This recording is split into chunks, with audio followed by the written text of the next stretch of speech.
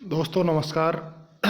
आज के इस वीडियो में हम बीए पार्ट प्रथम के विद्यार्थियों के लिए उनके प्रथम प्रश्न पत्र के टॉपिक समाजशास्त्र का वैज्ञानिक परिप्रेक्ष्य के बारे में चर्चा करेंगे।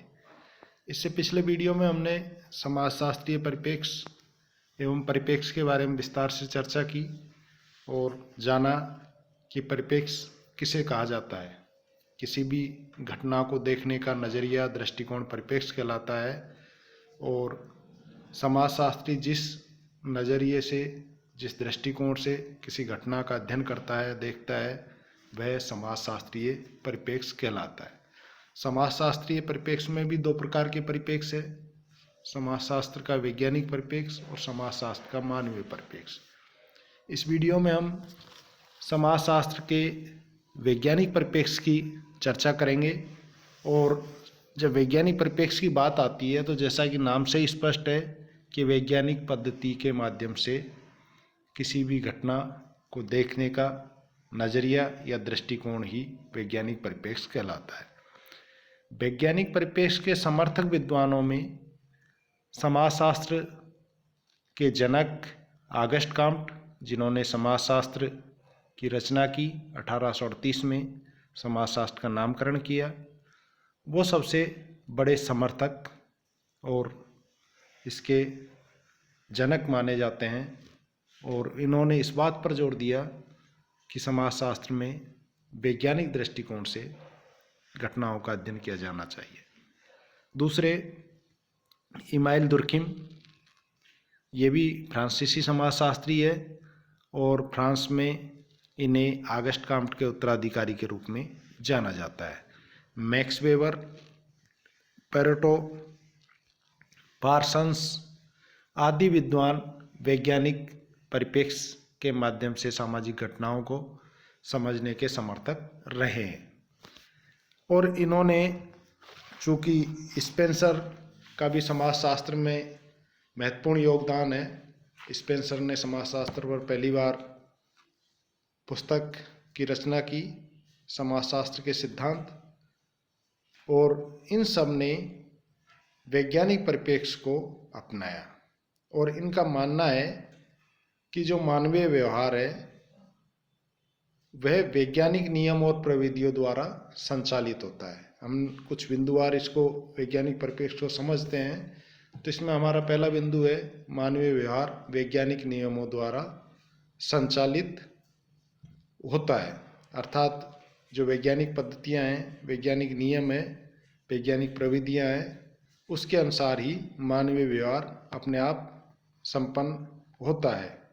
लोग समान परिस्थितियों में समान व्यवहार करते हैं और उनका यह भी मानना है कि मानवीय व्यवहार आकस्मिक व्यवहार नहीं होता है, बल्कि परिस्थितियां समान रहे तो वो एक जैसा ही रहता है।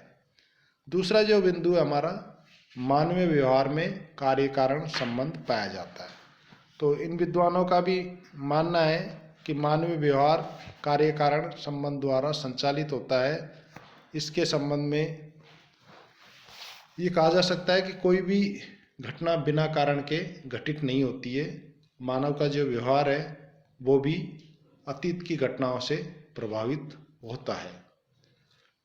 तीसरा जो बिंदु है हमारा, मानवीय व्यवहार का पूर्वानुमान या भविष्यवाणी, अर्थात यदि परिस्थितियां समान रहे तो मानवीय व्यवहार के बारे में जो भविष्यवाणी की जा सकती है या पूर्वानुमान लगाया जाता है वो लगभग सटीक उतरता है।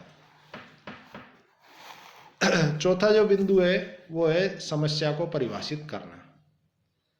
इन विद्वानों का मानना है कि समाजशास्त्र में वैज्ञानिक परिप्रेक्ष्य को अपनाया जाता है और सबसे पहले हम किसी अध्ययन या घटना का अध्ययन करते हैं। अध्ययन करने से पहले समस्या का निर्धारण करते हैं कि हमें किस समस्या पर या किस विषय पर अध्ययन करना है और उस विषय को या उस समस्या को परिभाषित किया जाता है कि हमारे दृष्टिकोण से वह समस्या क्या है।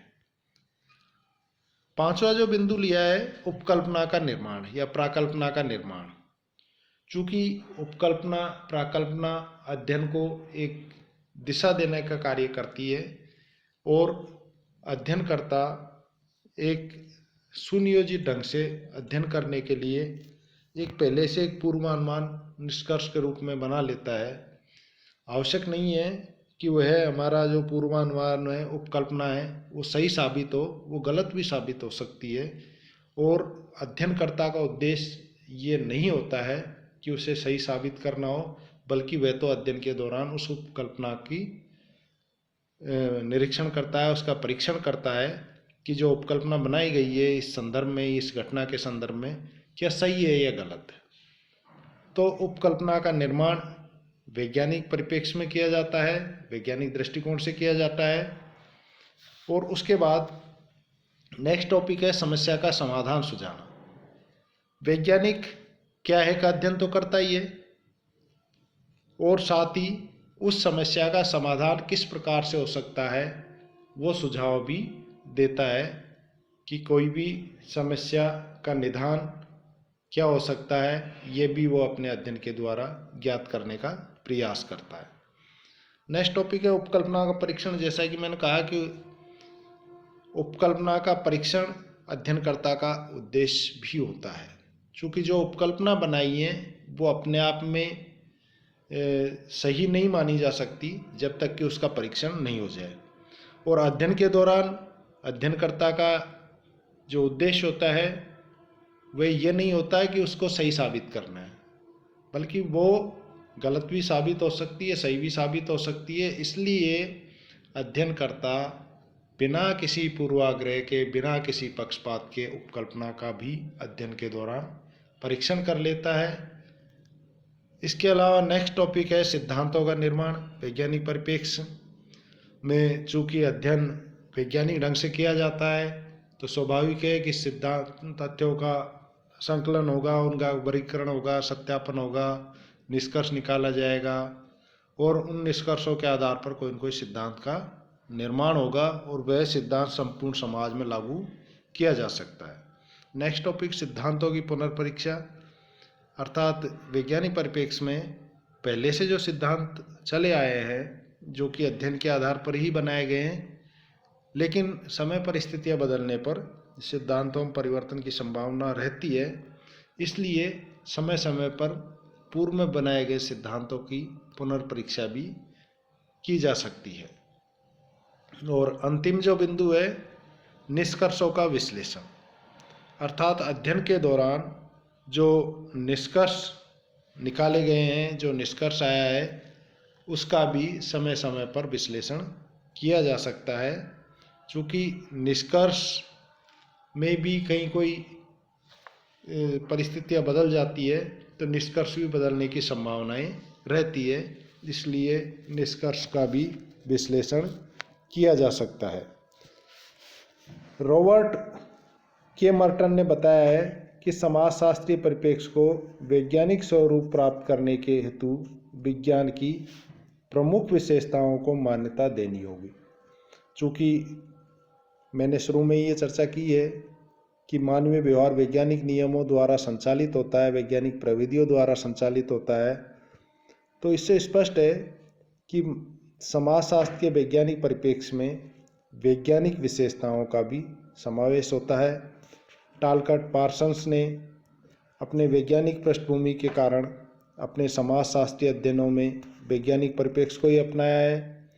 आपने प्राकृतिक विज्ञान और सामाजिक विज्ञानों में अंतर करते हुए बताया है कि विषय वस्तु की दृष्टि से ये एक दूसरे से भिन्न है, परंतु आपने सामाजिक विज्ञान में, प्राकृतिक विज्ञान में प्रयुक्त होने वाली सामान्य पद्धतियों को कार्य में लेने पर जोर दिया है।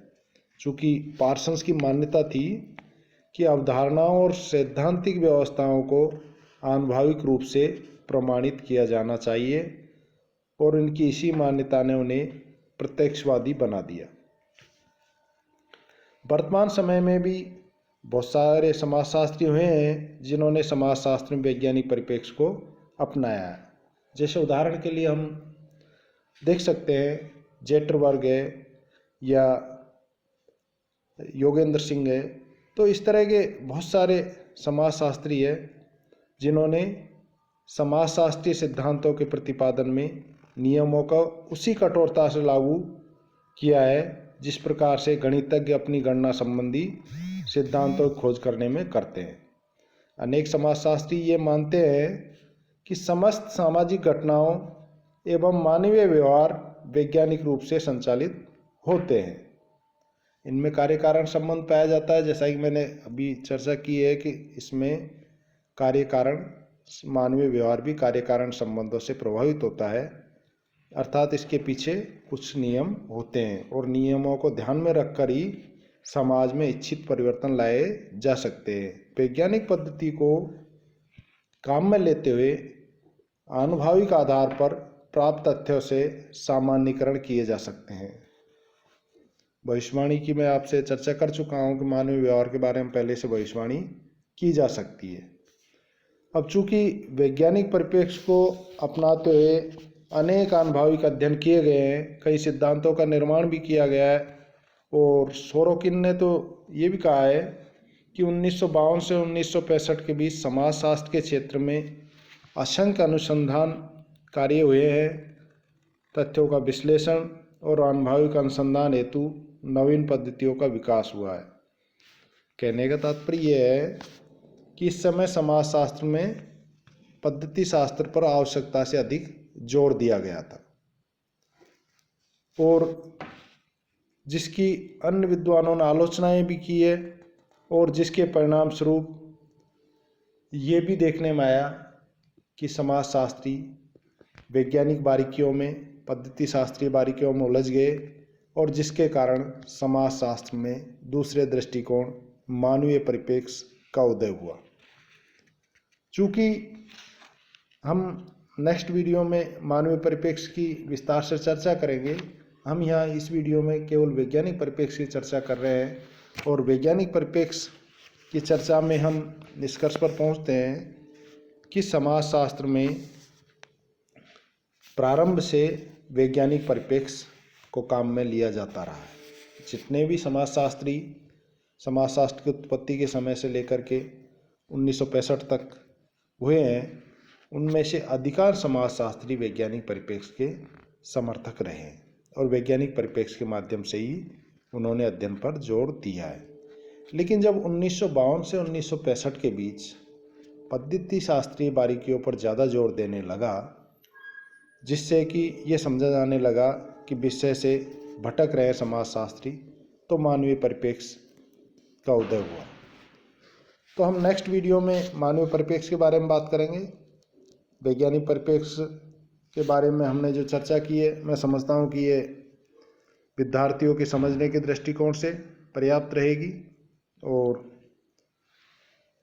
इनको टॉपिक वाइज समझ करके हम, चूँकि परीक्षाओं में इस तरह के प्रश्न आते रहे हैं और आने की संभावनाएं रहती है कि समाजशास्त्र के वैज्ञानिक परिप्रेक्ष्य को समझाते हुए उसका विश्लेषण कीजिए, तो उसमें हम इस ढंग से विश्लेषण कर सकते हैं।